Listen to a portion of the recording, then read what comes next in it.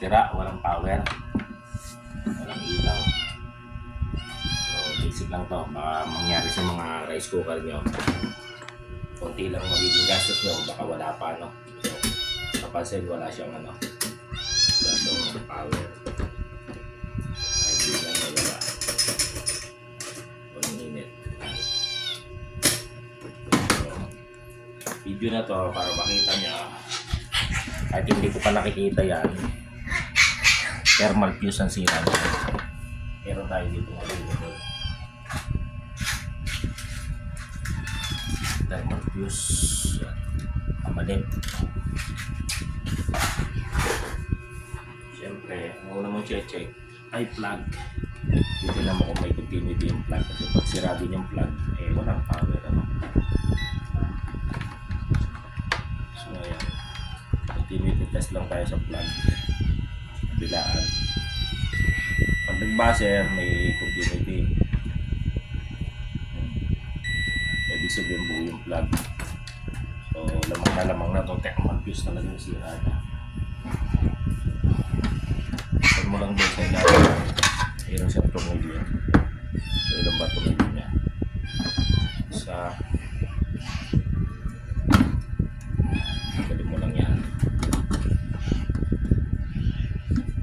Kasi pag ganyan, ayan. So isa lang talaga siya. So nasan ba yung thermal fuse? Ito ang thermal fuse. Nakakonekta siya dito. Mapapansin mo may balot, ano? Thermal fuse yan. So ngayon, pupunan natin ang continuity. Pupunan natin ang continuity itong thermal fuse. Ito. So pag hindi nag-buzzer, so ibig sabihin busted. Nakita mo ba? So ngayon, dito lang sa dulo.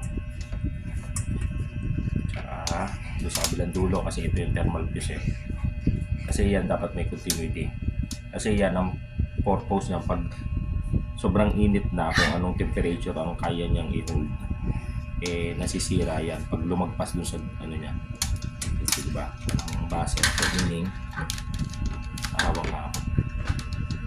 So, mapapansin mo, wala, diba? So, ibig sabihin, pumutok. So, ito po sira. So, tatanggal naman yan.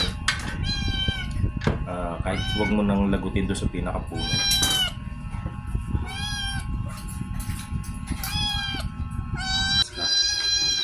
Ito mo lang siya lagutin. Malasin mo dito.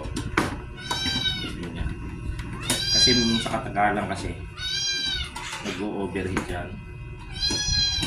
Lumalagpas siya sa lumalagpas yung init sa kaya niyang i-hold, kaya ang nangyayari pumuputo kaya ngayon kulang papalitan natin kasi ng thermal fuse. So ngayon huwag mong putulin sa dulo, ano?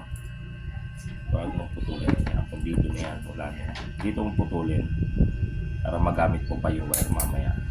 Kasi ito talaga yung sira niya. Bali medyo mahaba.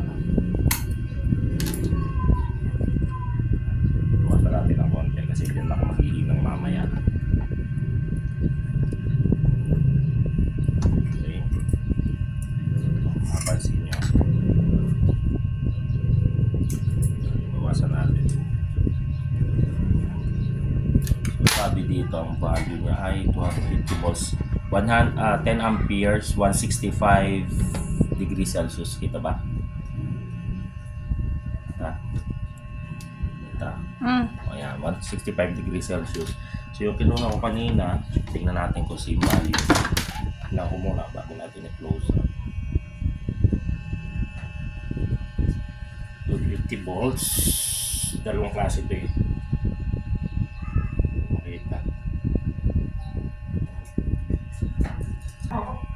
Okay, so ito ay 165 degrees Celsius. Ang wala tayong available, so 184 degrees Celsius ginamit ko. Medyo mataas pero pwede yan. So ganun lang kung paano mo siya ikinap. Doon mo siya ikakabit, ano? So ngayon, ano mo lang siya, i-connect mo lang siya ng ano, ikot. Pwede mong ihinang, pero kahit hindi mo na ihinang, kasi ano naman siya, or Hihinang ko rin. Walang airlines. Ganyan lang po pagpapalit. Medyo kailangan kapit-kapit. Tapos ating ano yan, ating balutan na yun. No? Kung mapapansin mo, ito ay kapit na kapit naman yan. No? Basta pinakamalaga, ibalik mo yung kanyang insulation.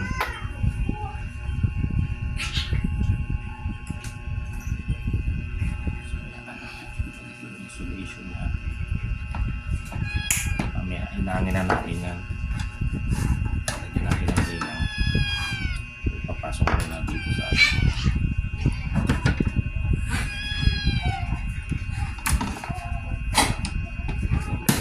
Kumbaga i-layout ko lang muna siya. Pero hihinangin natin yan mamaya.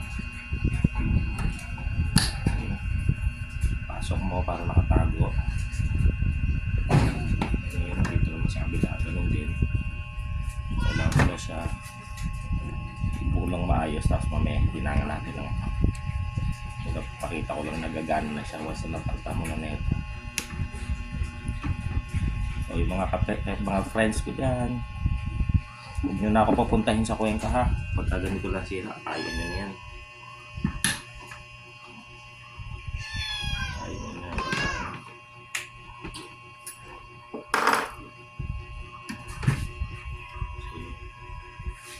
Simple lang yan.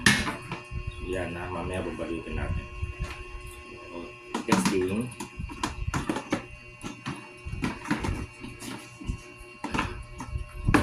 Nakabalo ka na. So, moment of truth. Balik na natin yung plug.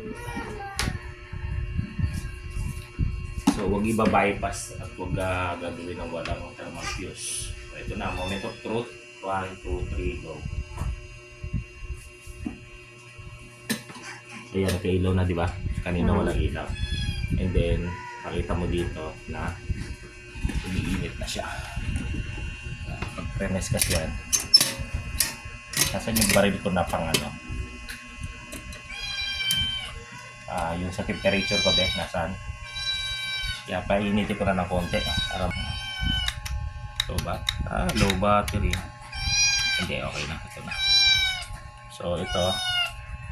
Diba? So, ngayon. Yan o.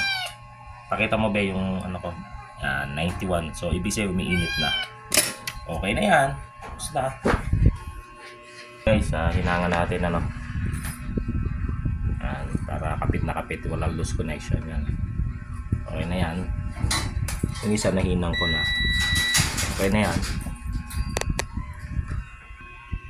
Ayan o, nahinang ko na. So safe na yan ano. Then yan. So okay na, nahinang na. Takloban mo lang. Tapos yan, balik mo na. So yan, nabalik na natin. O yan, nabalik na natin ng ayos. So safety lagi. So yan, ganun lang ano. So susunod yung ano naman yung ayo tumaas na susunod at magkapalit naman tayo ng ano, yung sa gitna. Naman nasisira. Kaya pag ganito kayo na gumawa, hindi nyo na ako kailangan tawagin ano. Ganun lang kadali yan. 10 minutes tutorial pag siraan yung rice cooker. Balik natin sa kuli. Okay, may power na. So pag dinina mo yung gitna, binaba mo, iinit. Yun na. O, diba? Ayan, pagkakok na, lilipat. Okay na yan. Tapos na. Kunin na niya.